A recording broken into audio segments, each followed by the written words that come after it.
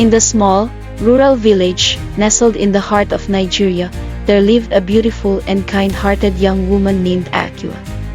She lived with her mother, Aya, in a small, thatch-roof hut on the outskirts of the village. Akua's father had passed away when she was just a child, and her mother had raised her on her own, teaching her the ways of their ancestors and the importance of their cultural heritage.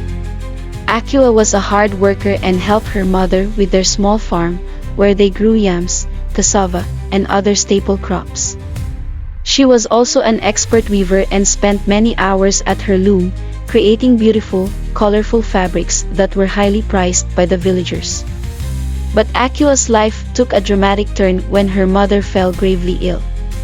Aya had been complaining of a persistent cough and fever, and despite Akua's best efforts to care for her, her condition only worsened. The villagers, who had always been kind and supportive, rallied around Akua and her mother, offering what little help they could. However, it soon became clear that Aya's illness was beyond the expertise of the village healers.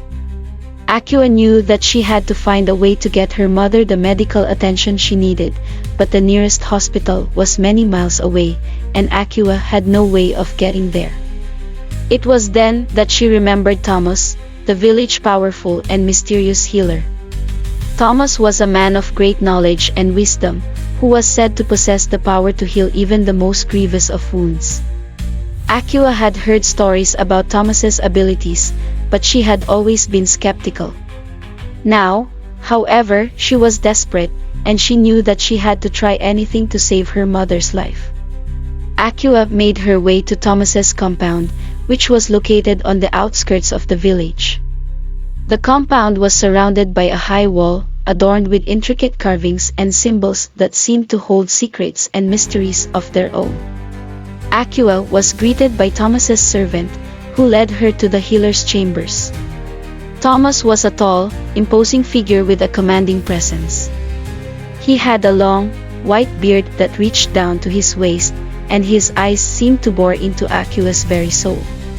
He listened intently as Akua told him about her mother's illness, and he nodded thoughtfully as she spoke. "I can help your mother," Babatand said finally, his voice low and gravelly. "But it will not be easy. The illness that afflicts her is powerful and stubborn, and it will require great effort and sacrifice to overcome it." Akua's heart leapt with hope. "I will do anything," she said, her voice shaking with emotion. "Please, just tell me what I need to do." Thomas' eyes seemed to gleam with a knowing light. "I will give you the medicine that your mother needs," he said. "But in return, you must agree to marry my son, Ade, who will be returning from overseas next week." Akua was taken aback. She had not expected this, and she did not know what to say. But as she looked into Thomas's eyes, she saw something there that gave her pause. It was a deep sadness, a sense of loss and longing that seemed to emanate from the very core of his being. "Please," Thomas said, his voice cracking with emotion. "I beg of you, Akua. My son needs a good woman, a woman with a kind heart and a strong spirit. And I need to know that he will be taken care of, that he will be happy." Akua's heart went out to Thomas, and she knew that she could not refuse him.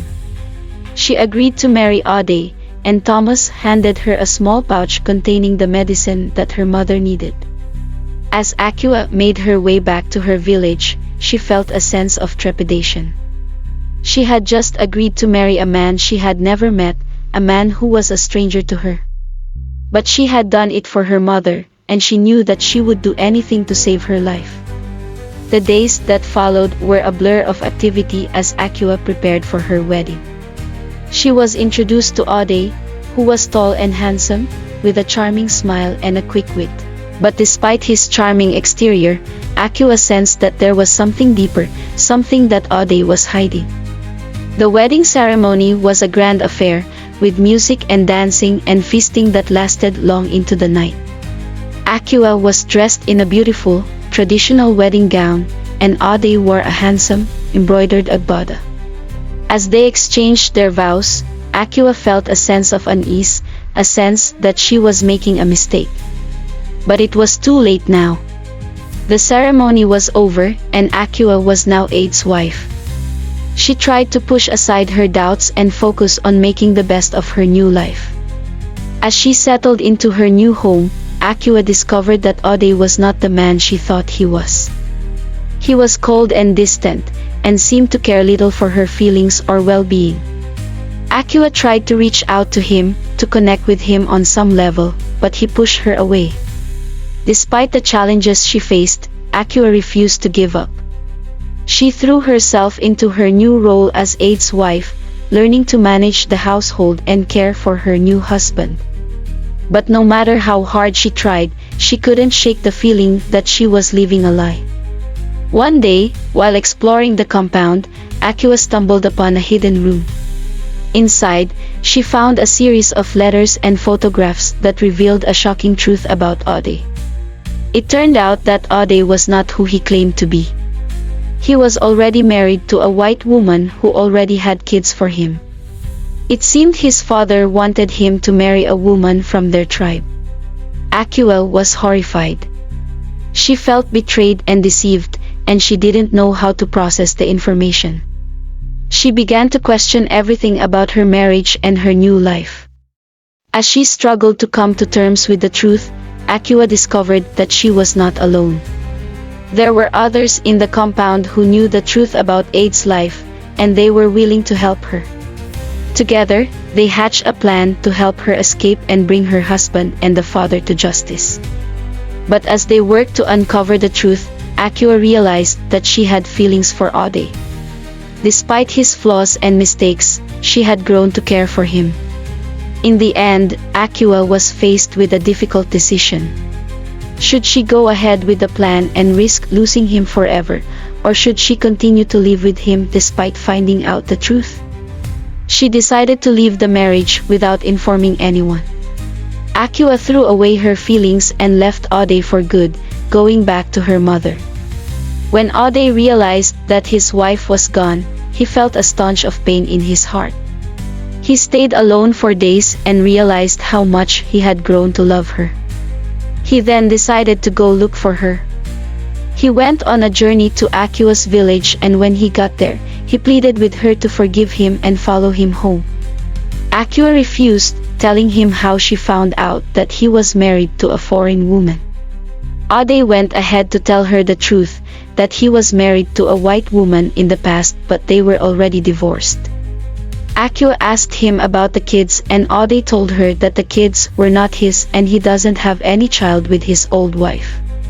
Akua was happy and regretted not confronting him before leaving. She followed him back home, and Ode became one of the best husbands to her. In the end, Akua and Ode were able to rebuild their relationship, but this time on a foundation of truth and mutual respect. And Akua's mother, who had been the catalyst for the entire journey, was finally able to receive the peace of mind she had longed for. The story of Akua and Ode serves as a reminder that the truth, no matter how difficult it may be to face, is always the best foundation for building a strong and healthy relationship. And that with courage, determination, and a willingness to take risks, we can overcome even the most daunting challenges and create the life we desire.